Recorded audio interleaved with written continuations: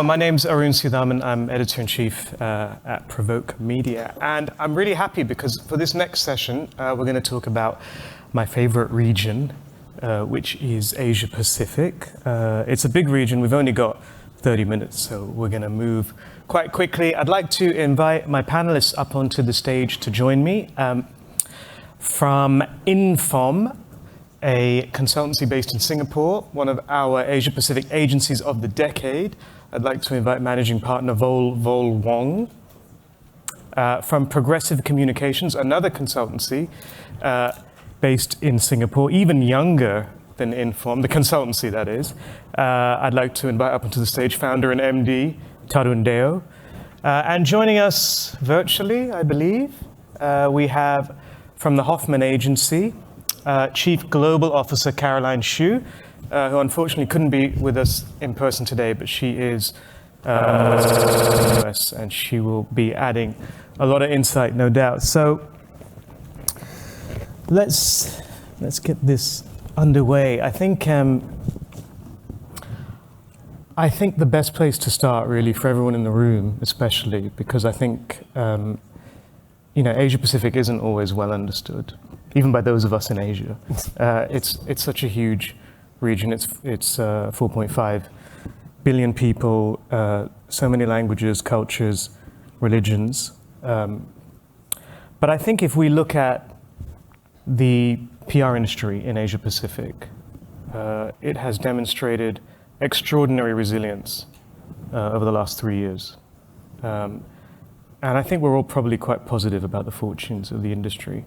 But of course, we have to be honest about some of the concerns and challenges that are on everyone's radar, I think, in this room, not just in terms of Asia, but in terms of all the regions around the world. So if I could start there, just by asking you all very quickly to tell me how you would characterize Asia Pacific PR industry performance, agency performance specifically, I think, as we move into 2023. And Vol, if I could start with you, please. Sure, thanks. The last 2 years, as much as we battled the global pandemic, it has been great for the region in terms of growth. Many agency bosses I spoke with, the business has been incredible since 2021. 2022 has been great as well. The challenge would be in terms of talents, in terms of geopolitical issues that we are seeing that limit our growth. I think 2023 will be a very interesting one. This is where my peers that I've spoken with, they start to feel a little bit sensitive towards some of the headwinds that are coming, right? Stagflation, the China issue, the geopolitical stuff that's happening around the region and in the world as well. So we are all a little bit concerned about how we look at 2023 and 2024. But it's good because I think you make the point of how positive it has been over the past couple of years, which I think is one that's easily missed amongst the concern. Tarun, how are you seeing things from your perspective? Effectively, a startup, right? Your agency launched, is it 18 months ago? Absolutely, we're a COVID baby, and somebody always told me there's a really fine line between being brave and stupid. But you're absolutely right, Arun. I took the plunge after having pretty much worked in Asia my entire career, rolled up my sleeves and decided, here's what I'm going to do. And it was in the middle of 2020. And it's been a fascinating 18 to 20 months since then. And the good news is I'm here. So, clearly things are kind of going to some kind of plan. But it's just been fascinating. I mean, I've been able to learn so much more about myself. I've been able to learn so much more about the people whom I worked with in our industry in that part of the world and even in places like the US. And I'm completely optimistic about my firm's prospects and generally the prospects of peers like Vol and Caroline who operate in that part of the world. And you have always been somebody that's got the pulse of that part of the world, and I don't think that's really diminished in any shape or form. Caroline, why do you think, because I know you're probably someone that shares that optimism as well, your firm has done really well. It's 1 hour consultancy of the year, I think twice in the last 3 years, or maybe even more than that. Why do you feel that people are so optimistic despite the fact that there are so many challenges around? Is it down to perhaps the maturity of the industry, or are other factors at play? Well, I think there are many factors here. Compared to maybe other regions, I think all the economies in every market is growing. So COVID was a challenge for everyone, but as you just mentioned, Arun, we're doing well, especially in the tech industry. How we look out into 2023 is that business is still strong and steady. And we're seeing growth in all markets. Japan, Korea, still very steady. China is changing, but it's still strong. I think Hong Kong is definitely, gotten its own rhythm. Let's just say it hit rock bottom and it's on its way up. But I think what's worth highlighting is that Southeast Asia in particular is really waking up and asserting its importance in the region, right? And I think part of this is also the change in the growth is because our clients in the region are really looking for solutions, right? They're not just looking for basic PR anymore. There's a change or a move toward solutions-based services. And, they're asking for our help in terms of solving business problems, whether it's talent acquisition, whether it's, sales acquisition and whatnot, right? So, this is really important in terms of for all the agency, and especially how we are attacking things at Hoffman. I think one point that Vol just mentioned here, I definitely agree with, is with the recent geopolitical issues globally and across Asia, there is also a need for more market intelligence, strategy planning, and even sometimes issues or crisis planning. And we're seeing an increase in that area also. So maturing client demands help, as do perhaps a more complex issue space. But the first part of your answer is interesting, leads well into my next question. You talked about a few of the different markets in Asia. I think one of the things that people do find challenging, and whether that's global agencies or whether it's US agencies trying to perhaps service their clients in Asia, or even Asian agencies trying to service their own clients in Asia. One of the things they find so complicated and challenging is the diversity, it's the breadth of markets, it's all the different challenges that come up. So Vol, if I could start with you, how do you address that? And what is it exactly about the region that perhaps makes it so challenging? I think in the last 20 years, from the West, right, looking at the East, there's definitely a lot more acceptance about diversity, a lot more understanding about the diversity of the region. But what I find the most challenging towards my Western clients still would be the acceptance of the diversity, right? So for example, a couple of months ago, I was talking to a US-based client about the whole LGBTQ movement in Asia. Is a very challenging one. Like in Singapore, well, it is ultra-modern, one of the most exciting cities in the world to live in, but the LGBTQ conversation is a very tough one. I still have friends who are very educated, who are anti-LGBTQ, right? So it's very hard for us to have this level of discussion, especially with Western clients, where, hey, we should push our anti-LGBTQ agenda in Asia, strongly in Singapore and all that. And that's where it's very hard for us to explain through to them that you have to fundamentally respect and accept the diversity as part of it, right? Rather than understand it but not accepting it. So that is that challenge, especially when we work with clients with looking at Asia Pacific. Indeed, and we just, I mean, we just came from our Asia Pacific Summit 2 weeks ago. It's like a global caravan, and in fact, we were talking about the global DE&I policies and how they are playing out in Asia. Coming to you, Tarun, obviously these things are difficult, but perhaps they are interesting and rewarding as well. Absolutely, and I think, one of the things that I've always believed is that for clients and brands, it's going to be very difficult for them to mean everything to everybody, right? Because that's just the nature of the world in which we live in.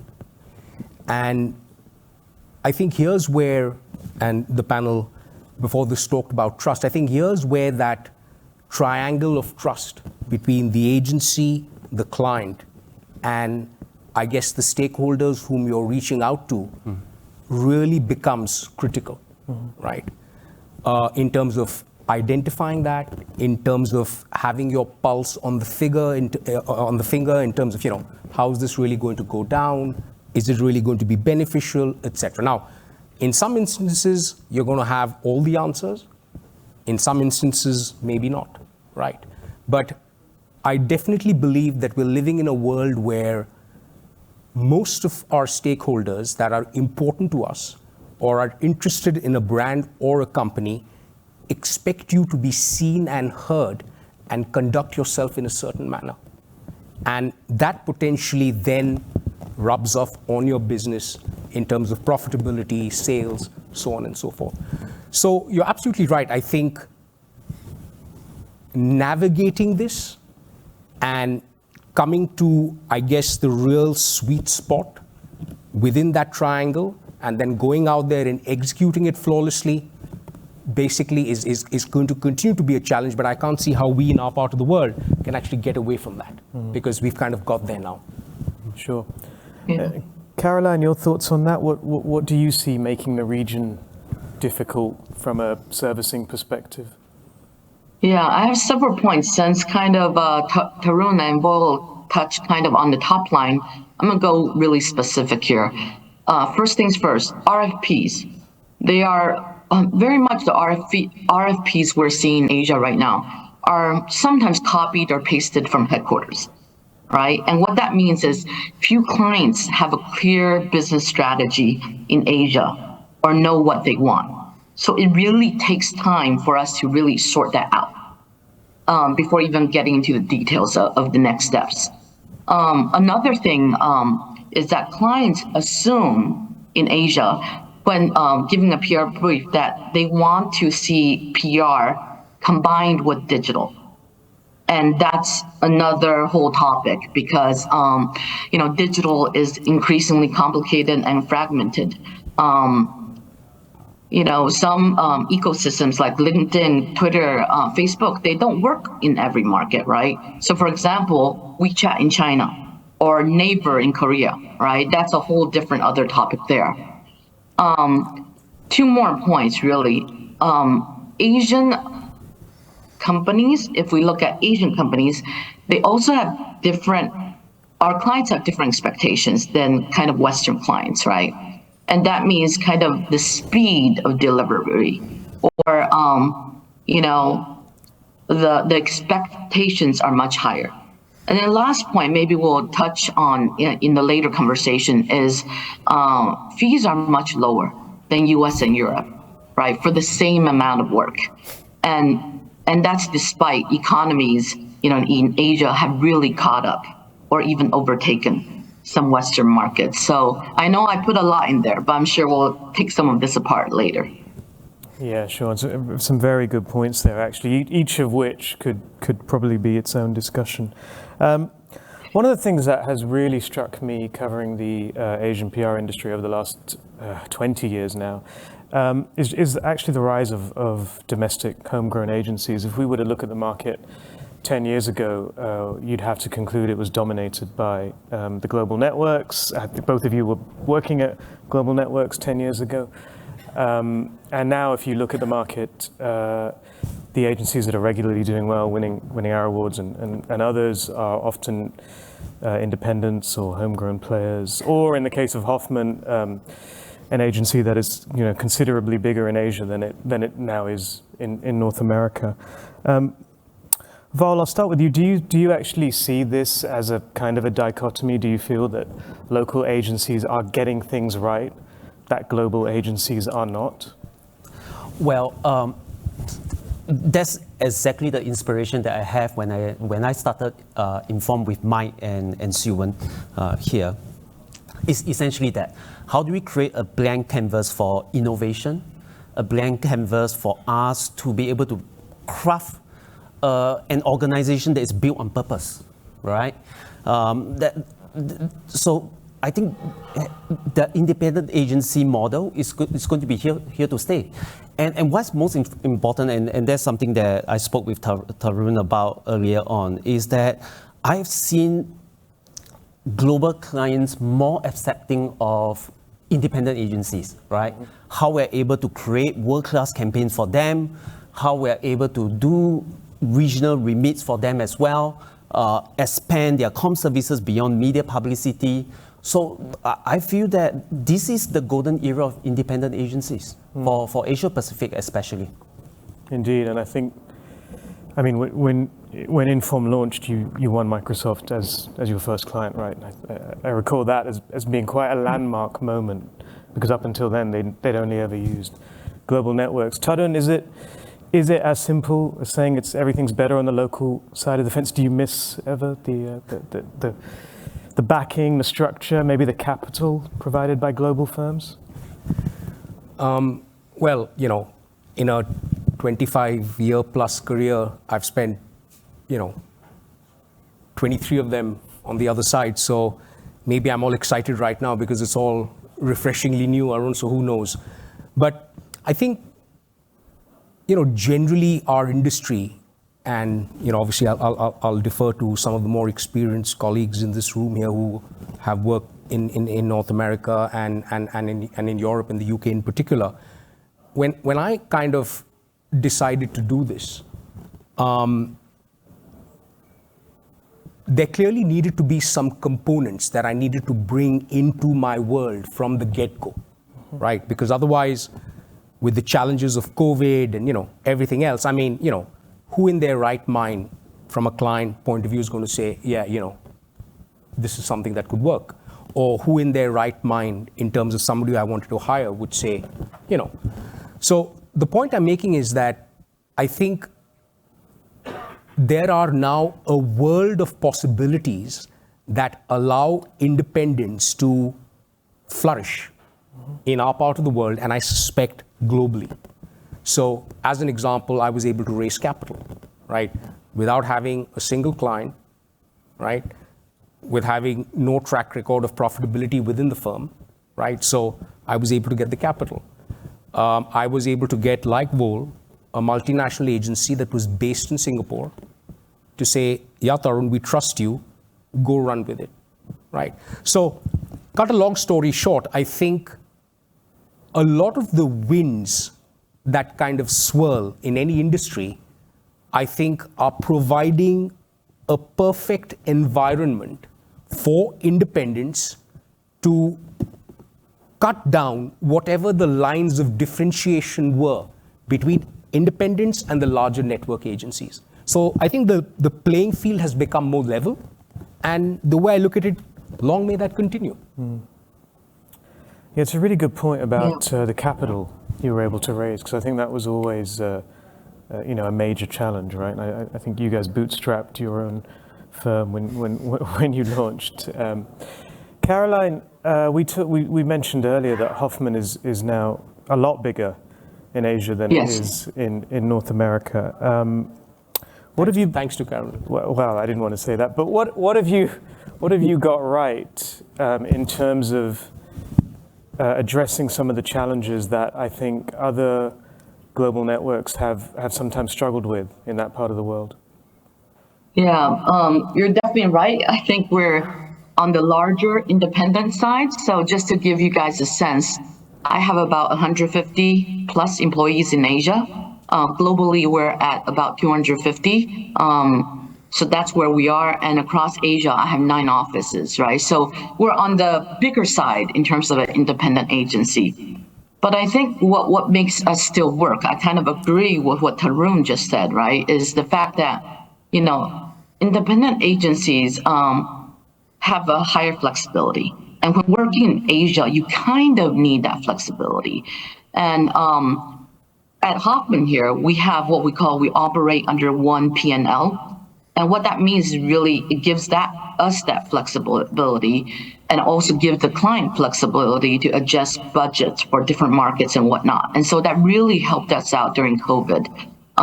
It's less hassle, less paperwork, right? One contract, and it really allows us to more focus on the clients.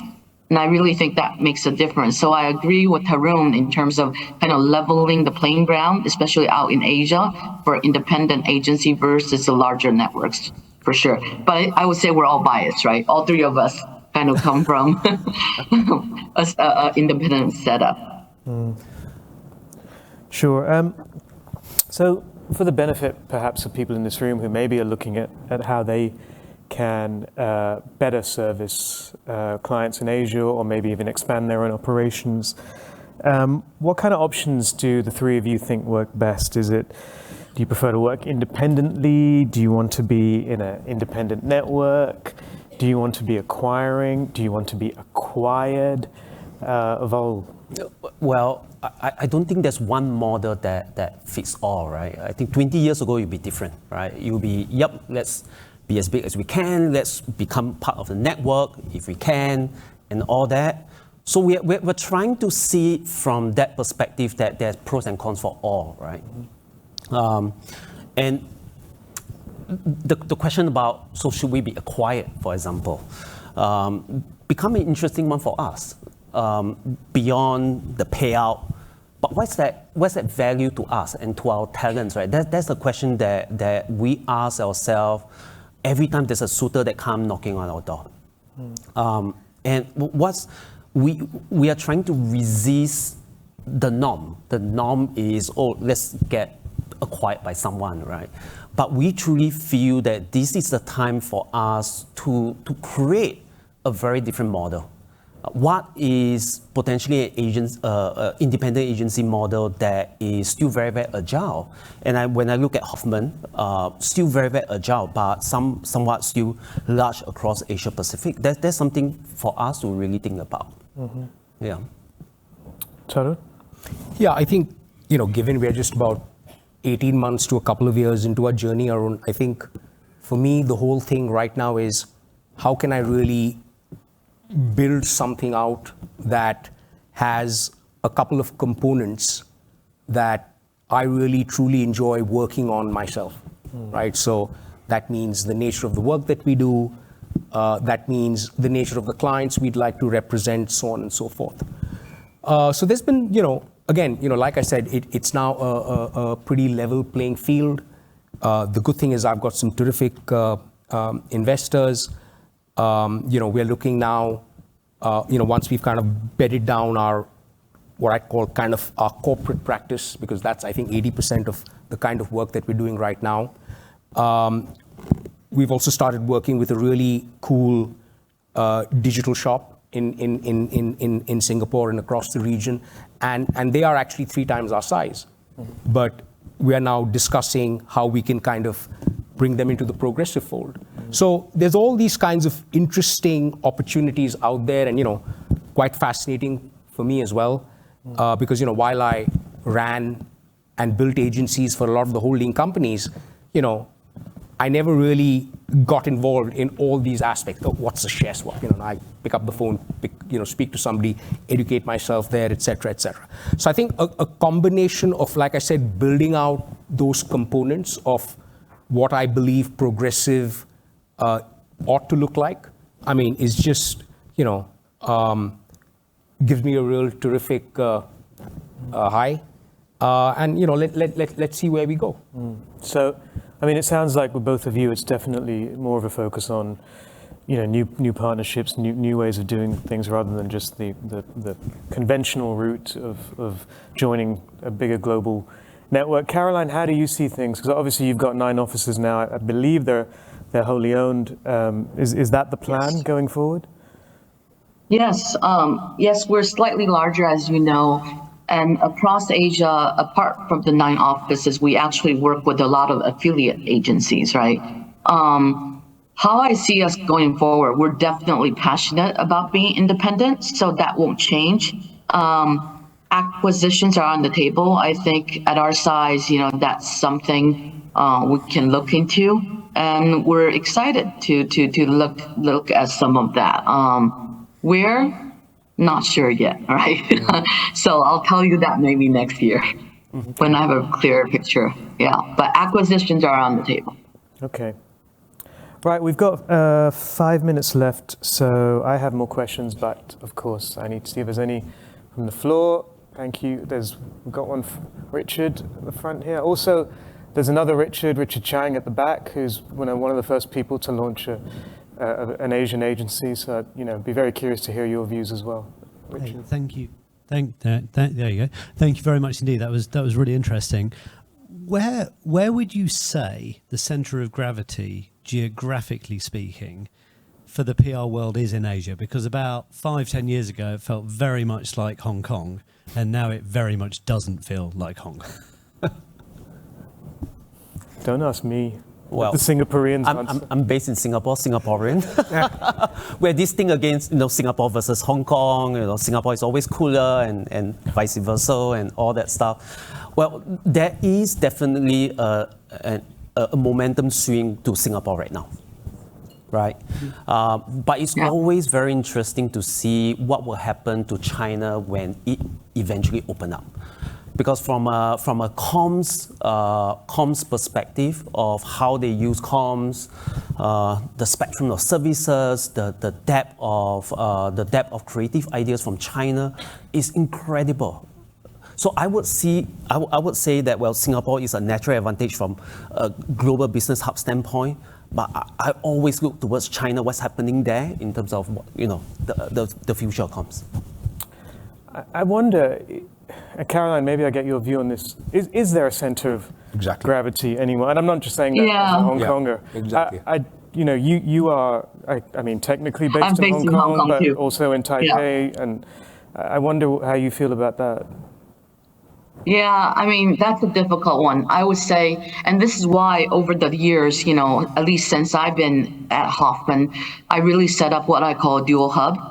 So it's Hong Kong and Singapore. Given the last 3 years, I think it's been difficult times, definitely for Hong Kong. So I think we've all seen a shift to Singapore. But I feel like the story has not ended yet. The journey has not ended. And so, TBD. And I agree, at any point in time, I think every country in Asia is getting stronger and stronger. To Boyle's point about China and whatnot. And so there's always an opportunity for a certain market to become hub, so to speak. And that is why, honestly, I'm expecting all my teams across Asia to be able to run hub. So long-winded answer, but that's how I see things. Any more questions? Yep, got one. There's a mic coming.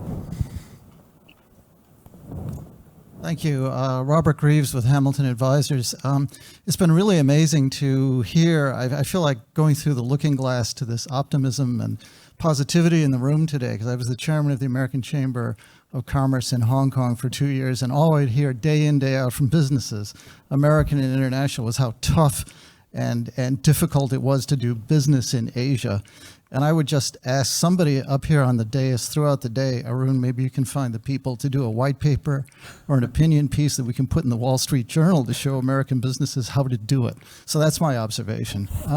My question is, you're talking about the center of gravity and balance changing. What about the giant in the room we haven't talked about, India? Can you apply what goes on in ASEAN and China to India? Tarun, I mean, know India probably best of it. Well, having worked there for the earlier part of my career, India is almost going through a renaissance. communications-wise. Here's a country when I was growing up where I was in boarding school, and if I had to make a phone call to my folks at home in Bombay, I had to go and stand in line for an hour, right? And then you take that to, circa 2022, where you're talking about social media, you're talking about affordability in terms of 5G coverage, so on and so forth. So the entire comms spectrum is just probably richer than it's ever been. And for a lot of agencies in that market, and there are some very large agencies, Madan isn't here, Adfactors, I have a lot of respect for what he's done. We've just kind of, it's just the tip of the iceberg. Unlike China, there are many operating aspects within India that a lot of Westerners can relate to. Now, it's not perfect, but you show me perfection, right? I don't think it exists. But for the most part, it's a young population. It's a democratic setup. There is a very robust media environment. A lot of the Western social media platforms are thriving in India, etc. So, given all those elements, right? It's certainly a market that is worth looking at. It's certainly a market that's worth investing in. It's certainly a market most people in this room need to be interacting with, because it's just got some massive, massive potential over the next couple of decades for sure, if not longer. Yeah, and language, I think, is also a big bonus. We've certainly seen India PR growth has been really sustained and steady over the last 5 years. I think the big issue is, and Caroline mentioned this earlier, the fees are really low. And that seems to be a big challenge for a lot of agencies. We're out of time, everyone. Really sorry. We can't talk more. I'm really sorry. We have to move into our next session. So please join me in thanking Vahul, Tarun, and Caroline. Thanks, everyone.